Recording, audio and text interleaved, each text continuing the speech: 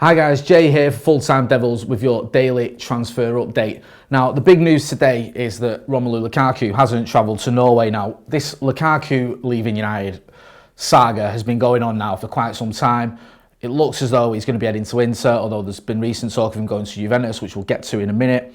Now, the latest sort of twist in the tail is that he hasn't travelled with the squad. Now, the official line from United is that he stayed behind for fitness training. I don't know if anyone believes that. We know he didn't play in Australia. He didn't play in Singapore or in China. That was put down to him having an injury. Not many people believe that. Now, over the weekend, Lukaku tweeted something. He put a picture up on his Twitter that said a picture of him and his agent. It was his agent Federico Pastorello, and it said soon to be continued, and it had a sort of a shush face, a shush emoji, which obviously indicates that something's going on. Now, we know Lukaku wants to leave. It's been pretty obvious. His agent's been sort of trying to get him a move now for some time. We know that Inter Milan are big favourites to sign him. We know that Antonio Conte, the Inter manager, is a massive fan of Lukaku. He's spoken about him several times. He's even spoke about how he wanted him when he was at Chelsea. You remember when Chelsea bought Morata and we bought Lukaku? Conte's more or less said that he wanted Lukaku, he just couldn't get him. So it looks as though he's going to be going from Old Trafford. Now, the only issue is where he's going to end up and whether United and Inter can come to some sort of agreement. Now, over the weekend, there were rumours doing the rounds that Lukaku could actually end up at Juve. Now, Juve have been interested in him for some time, but it was always thought that Inter was the most likely destination. But one thing that Juve have over Inter is this sort of player swap deal. So there was talk that maybe someone like Paulo Dybala could come from Juventus to United and that Lukaku could go the other way as part of that deal. I even saw a couple of papers reporting that Douglas Costa could be used as part of the deal. Don't know how true any of that is. It's likely that he's going to end up at Inter. There's also been reports that he's been asking for United to lower their asking fee because United are after getting the £75 million back that we paid out for him to Everton. Inter are coming in with a bid. I think they came in with a bid around the £60 million mark. So there's a little bit of a disparity there. There's like £15 million disparity. And Inter aren't looking to budge and United aren't looking to budge, and it's leaving the player a little bit in limbo. He seems to be confident he can get this move. I don't think you'd tweet something like that with your agent if you weren't confident that you were going to get a move. So let me know what you think of this in the comments, guys. We'll get into the comments in a minute. Let me know what you think about Lukaku, whether you think he's going to go, whether you want him to go as well. Because a lot of people don't seem to mind the idea of Lukaku leaving. A lot of people don't even mind the way he's gone about it. The fact that he tweeted that, you know, soon to be continued in a shush face. If someone like Paul Pogba did that, there'd be uproar. Yeah, for Lukaku, a lot of people aren't bothered because I think a lot of United fans actually think it's time for him to move on. He hasn't really been a success. He had a good season his first season. I think he scored 27 goals in all competitions. Last season, just about got into double figures. Yes, there was the game against Paris, in Paris, where he obviously had a very good game, scored as well. He had a little purple patch under Ole, but he hasn't really got going. And I think most of us feel that, you know, it is time for him to move on, even to the point where a lot of United fans I've been speaking to have been commenting and saying, even if he goes and we don't replace him, they're okay with that. Personally, I think that's a bit of a risk. I think if we're looking at having Rashford, Martial, maybe Mason Greenwood as our three strikers, oh, and I almost forgot Alexis Sanchez, is that going to be enough if Lukaku leaves? I'm not so sure. So he's not gone with the squad. He's apparently getting fitness training. Believe that if you will. It's up to you. I'm not really sure about that one. It sounds like it's just United towing the party line because they don't want to say he's sort of, he doesn't want to be here sort of thing. Now, talking of missing training, Harry Maguire apparently has also missed training for Leicester. Now, this has fueled speculation that he's missed training because he's going to be coming to United. We know that United are after Maguire. We know that United have made a bid for Maguire, believed to be around 65, 70 million pound mark. We know that Leicester won 80 million or 90 million has even been quoted for the defender. Now, it seems to me like this deal is going to get done sooner or later because if you look at the differences, when you look at someone like Paul Pogba, for example, Paul Pogba was rumoured to be joining Real Madrid. Real Madrid were reportedly willing to spend 100 million on him. United wanted 150 million. So the disparity there is 50 million. It's far too much. It's not going to happen. When you look at it though, United are looking around 65, 70 million. Leicester asking for around 80 million. 10 million quid for a player that, the difference for a player that obviously United really need. I can see this deal happening. It's dragging on a little bit now. Similar in a way to the way Aaron Wan-Bissaka did. If you remember, that went on for, I mean, it was only about 12 days, but it seemed like a lot longer because the negotiations were just on. And obviously the papers and everyone else is reporting on it, and there's all these twists and turns. Palace were obviously leaking a lot of information about the deals that United were offering, bonuses if we won the Champions League and all that nonsense. So again, dragging on a little bit, but push comes to shove, you'd expect that to happen, because I think if United walks away now, that'd leave a big gap in defence we need to fill, and we wouldn't have much time to do it. And I think Leicester are keen to get a deal done, so that if they get the deal done, they can bring in someone to replace Harry Maguire. Another deal that United have been linked with constantly is, of course, Bruno Fernandes. This is another one.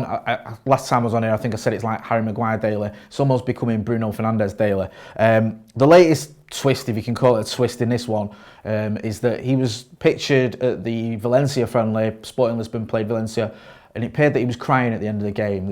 You've probably seen it on Twitter and doing the rounds in the papers and whatnot. Pictures of him at the end of the game looking like he was in tears.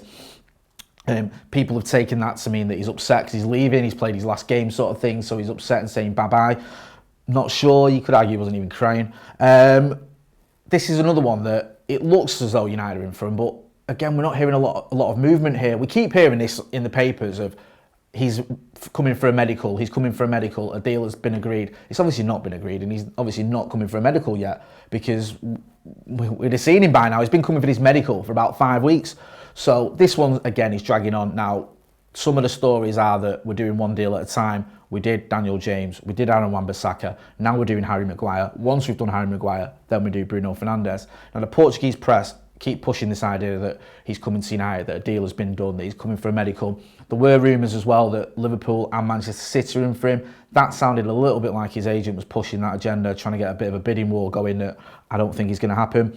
But at the moment, Bruno Fernandes isn't a Manchester United player, and it looks as though he isn't going to be any time immediately soon. He might be in the next week or two, but at the moment it looks as though United are focusing on Harry Maguire. So again, we expect that to rumble on. Whether he's crying or not, it doesn't matter. I think this is going to be another few days, probably a couple of weeks before we see that. I know we're running out of time in the transfer window. Well, this could be one that goes to the wire. A couple of players that United have been linked with that won't be coming to Old Trafford. We were linked with Nicolas Pepe, remember, about a week ago. Now, the story's broke today that he's going to Arsenal. This always seemed a bit suspicious, the way that all of a sudden this sort of story came from nowhere, that United were keen or that were willing to meet the demands for Nicolas Pepe and were going to buy him, and that was almost a done deal. It didn't strike me as being true because it sort of came from nowhere, and then lo and behold, a week later, he's going to Arsenal. The latest stories are that he's got a medical booked in for Arsenal. Now, he is a good player, he's an attacking, obviously he's a winger. Looks like Arsenal are going to be paying him off bit by bit. I think it's 72 million quid, and I think they're going to be paying it off long term. I think my 2-year-old have paid off a pension by the time they paid this one off, because it's like they had a £40 million budget, but they've spread this out over several years to get the deal done. He is a good player, and you look at Arsenal, you think they are going to be rivaling us for the top 4. So a little bit worried about that, but I was never massively keen on Pepe. I thought he was a good player. I thought he would be a good addition to United, but I don't know if he's what we need, and I don't know if it was ever going to happen more, to be honest with you. I don't think it was a signing I could see happening. So he's going. It looks like he's going to Arsenal. One of our rivals strengthening. Not great news for United, but it's not the end of the world. Another player we were linked with was Wilfried Zaha. Now, he's going to Everton. Now, obviously, Zaha was at United. He left, went to Palace, did well. There was rumours that we were in for him. Again, it didn't seem to get any legs. It didn't really seem to be happening. Now, Everton have come in for him. They've had a bid rejected. They're expected to go back in with another bid. That worries you a little bit as well. When you look at Arsenal, you look at Everton buying quality players, especially with Zaha, who's a match winner in the Premier League. You know what he can do.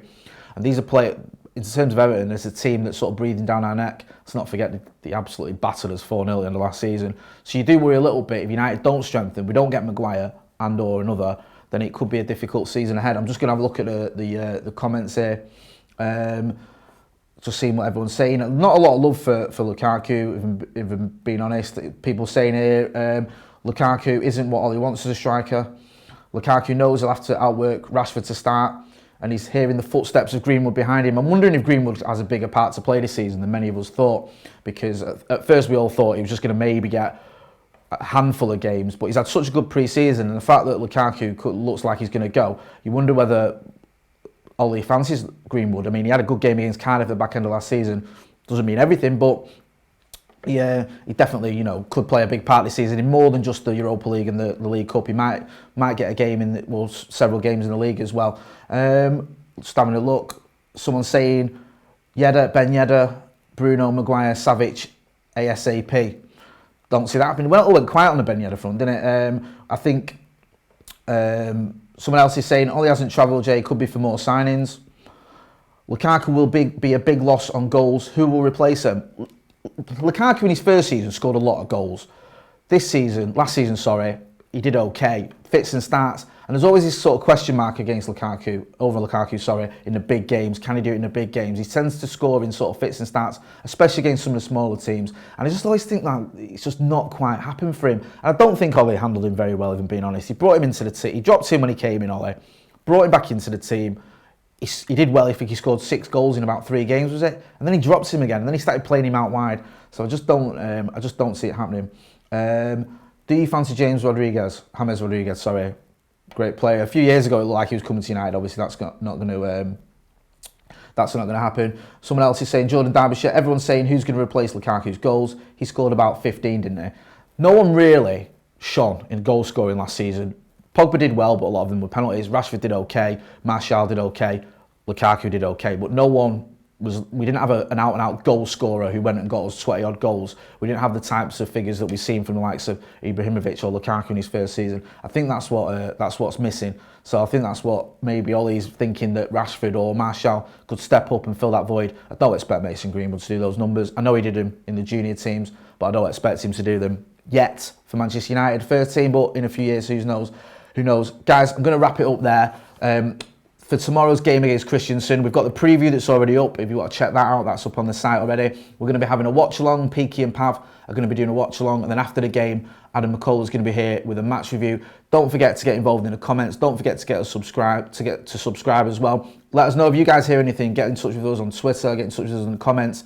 Get in touch with us on Instagram. And thanks for watching.